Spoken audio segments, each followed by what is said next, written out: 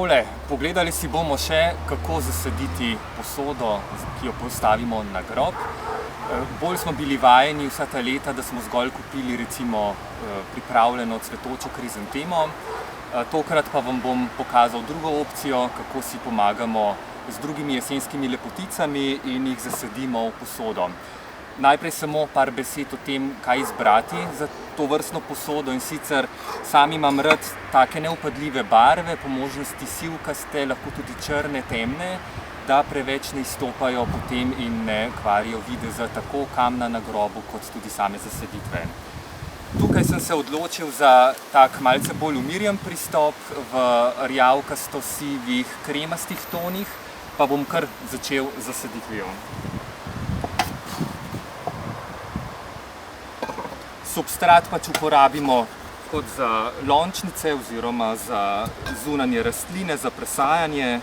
Lahko dodamo tudi že nekaj počasi topnega gnojila, sicer pa je važno, da je zadeva odcedna. Seveda poskrbimo tudi za podstavek, da nam potem morebitno zemljo in pa vodo ne bo razlivalo po plošči. Takole, začel bom s temle novozelandskim šašem. Vsem sadikam malce takole razrahljamo tudi koreninski sistem. Vedno pa, če se le da, začnimo z najbolj bujno ali največjo rastlino in potem nizajmo manjše okoli. Tale iskrivka ali hojhera Frosted Chocolate bo lepo povezala s temi rjavimi listi šaš na eni strani in pa s temle srebrnim vzorcem potem svetlejše rastline.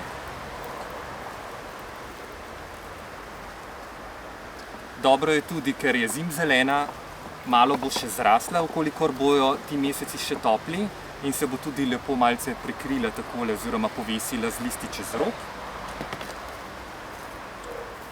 Izbral sem sorto viseče mačehe, ki je odlična za posode, namreč klasična mačeha raste bolj kot grmiček, nekoliko bolj pokončno.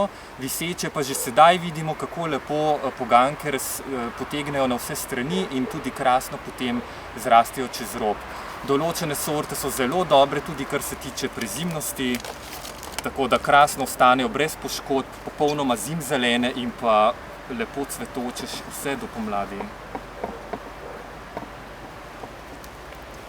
V teh cvetličnih posodah se potrudimo in zadeve majčkeno natlačimo, ker pravzaprav je to nekakšen polovični nasad, polovični aranžma, in seveda, ker gre za kratkoročno uporabo, se pač potrudimo in raje dajmo kakšno rastlino več, ker seveda potrebujemo lep nasad že takoj na začetku, ko ga ustvarimo.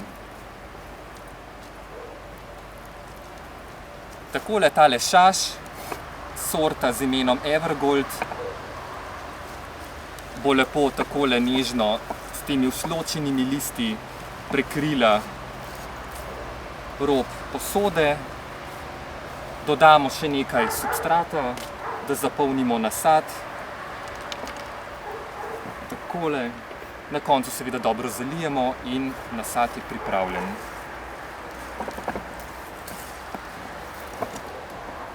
Kot sem omenil, to se pravi, to je malce bolj umirjena verzija, seveda si pa lahko privoščimo tudi druge kombinacije.